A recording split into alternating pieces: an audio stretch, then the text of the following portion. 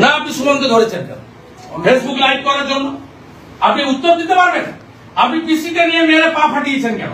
শুনুন, যা করছেন না খুব খারাপ কাজ করছেন, খুব খারাপ কাজ করছেন। আপনাদের এই অসভ্যতামি যদি বন্ধ না হয়, 9 তারিখে নবান্ন অভিযান শেষ হলে 10 তারিখ বিকেল বেলা আসবো, থানা ঘেরাও করতে আসবো। আমি একে বলে এলাম, আপনি যা করছেন আপনার ক্যাডারের সঙ্গে বিশ্বাসঘাতকতা করছেন।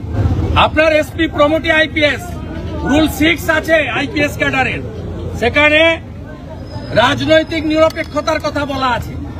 আপনারা কেউ ইলেকশনে ডিউটি পাবেন না এবং 8 মাস পরে এই সব কেস রিওপেন হবে।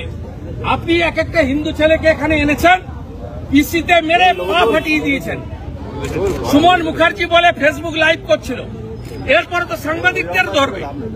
ফেসবুক লাইভ তো অপরাধ নয়। আমি ওনাকে ভিডিও দেখেছি, ভিডিওতে দেখা যাচ্ছে না এমন 5 জন হিন্দু ছেলেকে মিথ্যা মামলায় ফলসলি ধরে রেখেছে।